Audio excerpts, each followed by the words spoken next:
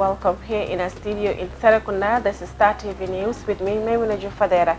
In the headlines tonight, first new batch of laboratory test results received from Bakau are negative for COVID-19. Gambia Armed Forces strongly condemn State Guard soldier Nuha contests alleged involvement in drug trafficking. 20 migrant returnees to produce up to 2,000 protective suits for frontline immigration and border officials.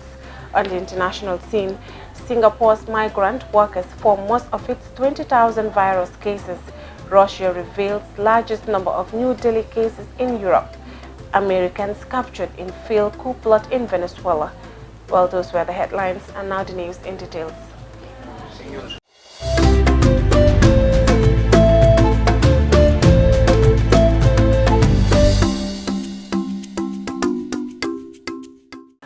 Dr. Mustafa Bitey, Acting Director of Health Services, Ministry of Health, has said that all the 109 new laboratory test results received are negative for COVID-19, with 90% of those results coming out during the mass screening conducted in Bakau. Dr. Bitey revealed this yesterday, Tuesday, during the Ministry of Health daily COVID-19 briefing at Banjul. So all the 109 new laboratory test results received are negative for COVID-19. Over 90% of these test results are samples collected during the mass screening conducted in Bakau. Psychosocial support and sensitization activities intensified in a village in URR as the community threatens to banish the family of the only confirmed COVID-19 case in the village. 5 close contacts of the case in CRR have been taken into quarantine, and the compound is in total isolation. 231 samples collected on the second and last day of the mass screening held in Bakau. 3 high-risk contacts of the recently confirmed case have been traced. 151 low-risk contacts being regularly followed up to ascertain manifestation of symptoms of COVID-19. The country currently has 101 persons under quarantine, 7 active cases, and 2 probable cases. A total of 675 tests were conducted, and 17 are positive. 316 people completed quarantine, 723 contacts traced, and 310 people completed follow-ups. In an interview with the Deputy Public Relations Officer of the Gambia Armed Forces, Lieutenant Malik Sanyang disclosed to Star TV that the State Guard soldier Nuha Conte's involvement with drugs is strongly unacceptable, for it is something the military does not stand for, especially the High Command, which has zero tolerance on the use of trafficking of drugs. Well, Dada Cham files in this report. It's pretty much disheartening because this is not something that the military stands for. It is not part of the ethos of the military, and the Gambia Armed Forces, especially the High Command, has zero tolerance towards either its drug use or drug abuse. And previously, if you've been following events, you would realize that others who were caught as part of drug peddlers were dealt with, and many of them were dismissed. There's no compromise about that. So this is the stance of the military as far as issues of drug trafficking and drug abuse is concerned. On the 28th April 2020, at the checkpoint in Akalaji, around 11 p.m., a vehicle was stopped for inspection. The police was suspicious to sight the vehicle, leading them to interact with Nuha Conte, upon which 4 bundles of cannabis were found in a bucket that was presumed to be his property. Conte was taken to the premises of the police station, where there was a little bit of argument, with PRO Sanyang described as a moment in which Conte was afraid to be overcome, that results to him opening fire and then escaped. After a search of the vehicle, a military jacket and a military ID card was found that reveals Nuha's identification. So when he absconded, it was found out that at the end of the day, he left a military jacket in the vehicle, and of course his military ID card. And that was the reason why they were able to identify exactly that he is actually a bona fide member of the Gambia Armed Forces. And since that incident, he never reported to work until yesterday. So upon report to work, the military police, having been informed, wasted no time in arresting him. He said investigation was ordered to be carried out, which is ongoing, and Noha Conte is fully cooperating. The Drug Law Enforcement Agency is complying with the military police in the investigation. What is likely to happen is his dismissal and handed over to the Drug Law Enforcement Agency for a necessary prosecution. Reporting for Star TV News, I am Dado Chan. In the press release issued to media houses through the Office of the Gambia Government Spokesperson, the government provides an update on COVID-19 food aid that was launched by President Adam Barrow on Sunday, 26 March 2020. The press release reads, soon after President Adam Barrow's national address on his government's COVID-19 emergency food aid amounting to over $700 million at Makati Square last Sunday, 26 March 2020. The distribution has since begun across the entire nation as hundreds of truckloads leave Makati Square daily. As of today, out of 230,000 50 kg bags of rice earmarked for distribution to 84% of Gambian households.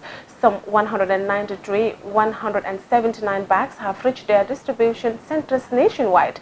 Also, of 230,000 50 kg bags of sugar meant for the program, some 279 bags have thus far been distributed across all regions in the country. Similarly, of the 148,000 10-liter drums of cooking oil, some 125,618 drums have also left Makati Square and now available at the various distribution centers across the Gambia. During a briefing with the Gambia government spokesperson Ibrahim G. Sankare, the executive director of the National Disaster Management Agency, Mr. Sanada Haba, disclosed that distribution from Makati Square to the province is expected to end before Friday. A very energetic and elated Mr. Dahaba said the distribution has been going on seamlessly and Gambians are highly appreciative of this much-needed emergency food aid amid the COVID-19 pandemic. Director Dahaba also praised the men and women of the security forces for their discipline and demonstrated patriotism in providing both the labor force and security during the entire process. He equally recognized the significant roles of regional governors and local authorities for facilitating the distribution of the aid. Mr. Dahaba congratulated President Barrow and his government for coming to the aid of majority of the citizens under very difficult circumstances. Signed by Ibrahim G. Sankare, the Gambia government and spokesperson. Well, the release ends. To enhance the availability of basic medical supplies in the Gambia, the International Organization for Migration is mainstreaming COVID-related activities into existing initiatives. As part of their reintegration assistance, 20 migrants returnees are producing up to 2,000 protective sheets and shoe coverings. This will be donated to the Ministry of Health for frontline immigration and border officials to use. Dr. Cham reports. At the prototype approval by the Gambia Standard Bureau (TGSB), the returnees mastered the correct technique and specification for producing protective items. The 20 participants were previously trained in tailoring and received sewing equipment as part of their reintegration assistance received under the EU-IOM joint initiative. The government is currently in need of these medical supplies, so this is a very laudable initiative. It's even more pleasant that the returnees will be able to earn income from this opportunity, explained Amadou G. Jallo, Standard Officer at TGSB. All produced suits and shoe covering will be cleared by the Bureau for Quality Assurance. Beyond contributing to the Gambia COVID-19 response, this calls for the work initiative further facilitate the reintegration of returnees with tailoring skills and businesses, as the pandemic widespread impact on the economic activity risks undermining the gains returnees have made in settling in. Abdou Jallo, who returned from Morocco earlier this year, lamented the challenges brought by COVID-19. It's really affecting my tailoring business. We used to have a lot of customers, but now we hardly have any. Many people are staying home. He said, "This is an important opportunity for me and my fellow returnees to earn income and at the same time contribute toward combating the pandemic. With the help of Amadou and the other participants, frontline immigration and border officials will have an added layer of protection available for safety. As the Gambia share highly porous borders with Senegal, border posts and communities are at the front line of the pandemic and a key focus of IOM response in the country. IOM refer another group of returnees with tailoring skills to the International Trade Center, which embarked on the similar initiative to produce cloth masks. Meanwhile, other Gambian returnees have taken great initiative in sensitizing communities on COVID-19. The initiative was supported through the EU IOM Joint Initiative for the Migrant Protections and Reintegration, funded by the EU Emergency Trust Fund for Africa, covering 26 countries. Reporting for Star TV News, I am Dado Cham. And now the news beyond our borders. Singapore has nearly 20,000 cases of COVID-19, most of them from migrant workers. They find it hard to practice social distancing in their cramped living quarters. Activists say the government needs to do more to safeguard their health. Al Jazeera's Florence Roy reports. This is what home looks like for 200,000 foreign workers who live in government-licensed dormitories. Migrants account for 85% of all COVID-19 cases here. Al Jazeera spoke on the phone to a migrant worker living in one of the dormitories. He asked not to be identified for fear of being sacked. 19 people together, all the people together, 150 people use the one toilet. He's tested negative, but still worries about contracting the virus. My near room, all people affected already. My near room had four room affected, used to one toilet, one washroom, like that. An academic in New Zealand who's done research on migrant workers in Singapore says the inability to maintain physical distancing can cause a worker's health to suffer. Workers are very well aware of the kinds of behaviors they need to practice. It is simply that structurally they are unable to practice those behaviors. There is a great deal of anxiety and fear that the workers express. Thousands of healthy or recovered workers have been moved to floating hotels or military barracks to curb the spread of the coronavirus. The Singapore government, which already has one of the highest testing rates in the world, is planning to boost its capacity to 40,000 tests a day. The Manpower Minister has promised to improve the dormitories as soon as the virus crisis eases. But a migrant workers' rights group says living conditions are a sign of a much bigger problem. Singapore tends to treat migrant workers as outsiders, even though they are living and working among us. We don't expect that they should enjoy the same housing conditions as we do as Singaporeans. But also, we don't expect them to enjoy the same salaries as we do for the same work. We don't expect them to have the same access to medical care that we as citizens do. And all this makes the problem worse. He says workers are often penalised by employers for being absent, which could have deterred some from seeking medical attention. About 20% of Singapore's population are foreign workers. They are in relatively low-paying jobs such as construction and manufacturing.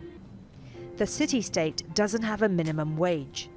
Activists say the government not only needs to re-examine its reliance on cheap imported labour, but also the level of protection workers have. Florence Louis, Al Jazeera. Russia has reported the largest number of new daily cases of the coronavirus in Europe, with the total number of infections now exceeding 150,000 and deaths nearing 1,500. In recent weeks, Russian medics have been complaining about their working conditions. But after 3 doctors fell out of windows in the space of 10 days, there is concern regarding the safety of medical whistleblowers who raise issues about the conditions they work in. Al Jazeera's Nandin Baba reports. Digging graves in St. Petersburg, Russia's second city, for victims of COVID-19, a scene that's becoming more common. On Tuesday, the country reported the highest number of new coronavirus cases in Europe. And now there are disturbing questions over health workers who've raised the alarm about their working conditions. Здравствуйте, меня зовут Косякин Александр Александрович. This video on Twitter shows Dr. Alexander Shulepov on the left and a colleague who's explaining how Shulepov had been forced to keep working despite having COVID-19. The colleague had previously criticised their hospital management for protective gear shortages and was questioned by police for allegedly spreading fake news. But another video made 3 days later, apparently at their hospital, seems to show Shulipov, by now being treated for the virus, retracting their complaints. I feel all right. My temperature is not rising. My disease is asymptomatic. I have a runny nose, otherwise all is well. What we said was said when we were high on emotions. On Saturday, according to local state television, quoting health officials, Shulipov fell from a second-floor window at the hospital. He's now reportedly in a critical condition in intensive care after suffering skull fractures. The same sources say he's the third Russian doctor to fall out of a window in the space of 10 days. The 2 others died.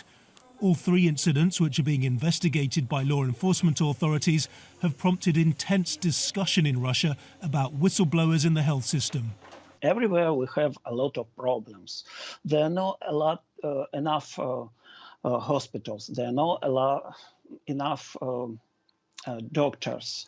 We don't have enough medicine. We don't have enough equipment. Across Russia, the number of recorded COVID-19 cases stands at more than 155,000, and officially the disease has killed almost 1,500 people. Moscow remains the country's worst-hit region, accounting for more than half of new cases, and here 90% of patients are younger than 65.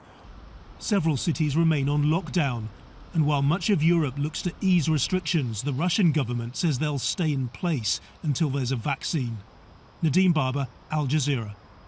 Venezuela's President Nicolas Maduro says 13 people have been captured following what he says was a coup attempt. Maduro says the group, including 2 Americans, arrived in speedboats on Sunday intending to kill him. Al Jazeera's John Holman reports. 2 Americans captured along with 11 others after a failed armed incursion into Venezuela. They tried to get in by sea, but the plan floundered off the coast. 8 were killed, according to the Venezuelan government. This man said he'd organised it. Jordan Goudreau, a US ex-Special Forces soldier turned security contractor. He was aiming to topple Nicolas Maduro together with a few dozen ex-members of Venezuela's armed forces. At 1700 hours, a daring amphibious raid was launched from the border of Colombia deep into the heart of Caracas. Our men are continuing to fight right now. Maduro himself claimed that his longtime enemies were behind it. Yesterday, Sunday, May 3rd, Venezuela faced down an attempted maritime incursion from terrorist mercenaries that were trained in Colombian territory under financing and support from the United States and the current Colombian government. On Tuesday, President Trump dismissed that. Nothing to do with our government. The Venezuelan government also claimed that opposition leader Juan Guaidó, recognized by more than 50 countries as Venezuela's legitimate leader, was in on the plot. He also roundly denied that, saying this was a ploy to distract from the country's many problems. While Maduro is in power, there will be chaos, and they want to hide it. They want to hide the lack of gasoline in the main cities. They want to hide the struggle of hundreds of thousands of Venezuelans. Here they are, the fishermen, protesting again, asking for the rights to make a living, to buy gasoline, to feed their families. Maduro is chaos. The opposition say they fear this will be used to persecute them. And the Maduro administration is deploying 25,000 security personnel to search for anyone else involved, they said. He's under pressure himself, not just internally, but increasingly from US officials who've slapped a $15 million bounty on his head on narco-terrorism charges. However real the threat of the incursion was, it does give his government something else to talk about. John Holman, Al Jazeera. And before we end the news, a recap of our main headlines. First new batch of laboratory test results received from Bakau are negative for COVID-19. Gambia Armed Forces strongly condemns State Guard soldier Noha contests a large involvement in drug trafficking. 20 migrant returnees to produce up to 2,000 protective suits for frontline immigration and border officials. Singapore's migrant workers form most of its 20,000 virus cases. Russia reveals largest number of New Delhi cases in Europe. Americans capture in field coup plot in Venezuela. Well, that's all for this edition of the news. Please enjoy the rest of our programs and join us tomorrow for more news. Thanks for watching and have a wonderful night.